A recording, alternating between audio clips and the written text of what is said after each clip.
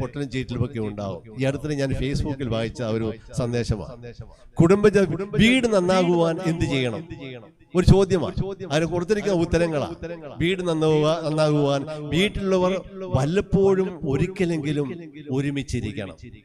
രണ്ടാമത് പറയുക, വീട് നന്നാകുവാൻ വീട്ടിലുള്ളവർ വല്ലപ്പോഴുമെങ്കിലും ഒരിക്കലെങ്കിലും പരസ്പരം സംസാരിക്കണം.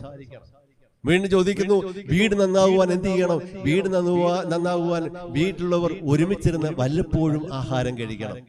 നാലാമത് പറഞ്ഞിരിക്കുക, വീട് നന്നാകുവാൻ വീട്ടിലുള്ളവർ ഒരിക്കലെങ്കിലും ദൈവസന്നിധിയിൽ ഒരുമിച്ചിരുന്ന് പ്രാർത്ഥിപ്പാൻ സമയം കണ്ടെത്തണം.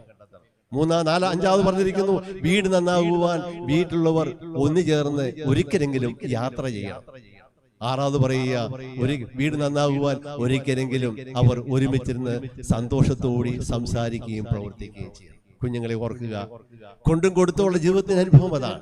അവിടെയാണ് സ്യൂട്ടബിലിറ്റി എന്ന് പറയുന്നത്. അവിടെയാണ് കുടുംബജീവിതത്തിന്റെ ശ്രേഷ്ഠത എന്ന് പറയുന്നത്. അതുകൊണ്ട് നിങ്ങൾ പരസ്പരം തനിക്ക് വിവാഹം ചെയ്തിരുന്ന ഈ പെൺകുട്ടി അച്ഛൻ കൈ പിടിച്ച് ഏൽപ്പിക്കുമ്പോൾ അവളുടെ മാതാപിതാക്കന്മാർ, അവളുടെ സഹോദര സഹോദരങ്ങൾ മോന്റെയും കൂടിയാ.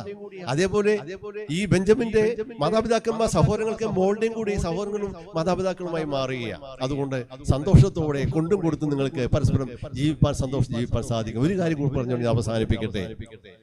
ജീവിതത്തെ കുറിച്ച് ഒരു കവി പറയുകയുണ്ടായി, സുഖം ഒരു ബിന്ദു, ദുഃഖം ഒരു ബിന്ദു, ബിന്ദുവിൽ നിന്നും ബിന്ദുവിലേക്ക് ഒരു പെൻഡുലം ആടുന്നു, അതാണ് ജീവിതം. അതെ, നമ്മൾ കണ്ണൂർ പഴയ കാലത്ത് ഘടികാരം ഉണ്ടായിരുന്നു. താഴോട്ട് ഒരു പെട്ടിയുള്ള ഘടികാരം അല്ലേ, അതിന്റെ അകത്ത് ഒരു ചട്ടുകം പോലെ സാധനം കിടന്ന് ഇങ്ങനെ ആടുന്നുണ്ടായിരുന്നു അല്ലേ, പേര് പെൻഡുലം. ആ പെൻഡുലം നമുക്കറിയാം, അത് ആടിയാൽ ഒരാന്റെ ഇടത്തെ ബിന്ദുവിൽ ചെന്ന് നിൽക്കുകയില്ല, അത് വീണ്ടും വലത്തോട്ട് ആടുക. വലത്തിൽ നിന്നാൽ അവിടെ നിൽക്കുക, അത് വീണ്ടും ഇടത്തോട്ട് ആടിക്കൊണ്ടിരിക്കുക. അങ്ങനെ ബിന്ദുവിൽ നിന്നും ബിന്ദുവിലേക്ക് അതിങ്ങനെ ആടിക്കൊണ്ടിരിക്കുക. അവിടെ കവി പറയുക, ആ ആടുന്ന അവിടെ കാണപ്പെടുന്ന ആ ഇടതുവശത്തെ ബിന്ദു ഉണ്ടല്ലോ, അത് സുഖമാണെങ്കിൽ വലതുവശത്തെ ബിന്ദു ഉണ്ടല്ലോ, അത് ദുഃഖമാണ്. കുടുംബജീവിതം എന്ന് പറയുന്നത്, മനുഷ്യജീവിതം എന്ന് പറയുന്നത് സുഖദുഃഖ സമ്മിശ്രമായ ജീവിതമാണ്.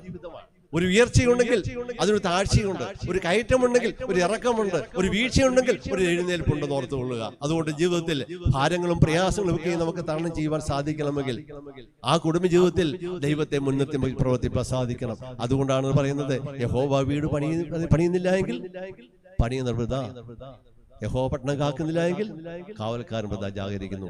ദൈവത്തെ മുൻനിർത്തിക്കൊണ്ട് എല്ലാ ദിവസവും സന്ധ്യയ്ക്കും വൈകിട്ടും നിങ്ങൾ ദൈവസന്നിധിയിൽ പ്രാർത്ഥിക്കുന്നവരായി, കുടുംബജീവിതം നയിക്കുന്നവരായി, മറ്റുള്ളവരെ സമൂഹത്തെ ഓർത്ത് പ്രാർത്ഥിക്കുന്നവരായി ദൈവത്തെ മുൻനിർത്തി പ്രവർത്തിക്കുമ്പോൾ നിങ്ങളുടെ കുടുംബജീവിതം ശ്രേഷ്ഠമായി മാറും.